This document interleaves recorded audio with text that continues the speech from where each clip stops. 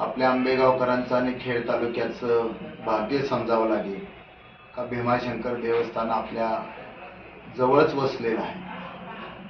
वास्तविक परवा दिवशी भीमाशंकर देवस्थानचा जो प्रकार झाला तो परवा दिवशी झालाच नव्हता. 12 डिसेंबरला तो प्रकार झालेला होता. आम्ही आणि काही माझे गुरु त्या ठिकाणी दर्शनाला आम्ही गेलो. आदरणीय कोडीलकर काकांनी आम्हाला त्या ठिकाणी दर्शनाला आतमध्ये जायला सांगितलं. आम्ही आरती चालू होणार म्हणून आमच्या भाग्यामध्ये ही आरती होती.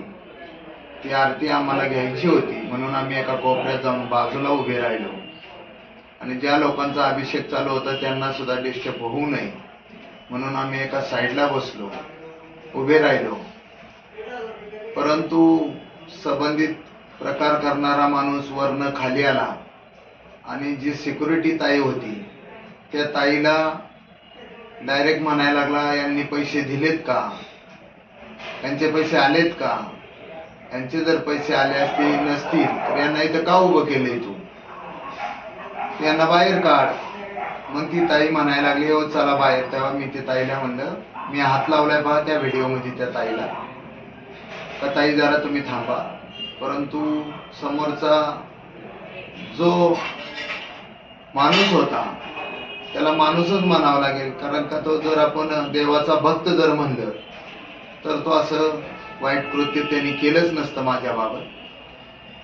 वास्तविक त्यांनी मला, तुम्ही बाहेर चला, तुम्ही बाहेर चला. अरे बाबा, मी कोण आहे ते बाहेर जाऊन विचार, ही मी त्याला म्हणालो, विनंती केली. बाबा तू शांत राहा, देवाच्या गाभाऱ्यामध्ये आहे, मला देवाची पूजा करू दे.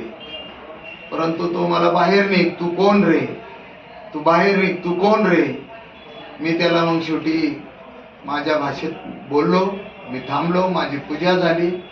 पूजा झाल्यानंतर मी त्याला बाहेर नेलं. झालेले कृत्य तुम्ही सर्वांनी पाहिलेलं आहे. परंतु त्या ठिकाणी जे भाविक उभे होते ते भाविक सगळे आनंद व्यक्त करत होते, कारण का भाविकांचे हाल माझ्यासारख्या कार्यकर्त्यांना पाहवत नाही. भीमाशंकर देवस्थानवरनं लोक येत असताना घोडेगाव या ठिकाणी स्टे घेतात. प्रत्येक जण येणारा, भीमाशंकरहून येणारा बाहेरचा नागरिक या भारत देशातनं येत असतो. भाविक श्रद्धेने येतो, परंतु निराशापोटी तो पुन्हा जात असतो. कुणाला दर्शन मिळतंय, कुणाला दर्शन मिळत नाही, कुणाला 2000 तर कुणाला 3000 तर कुणाला 5000 अशा प्रकारच्या मागणी केली जाते.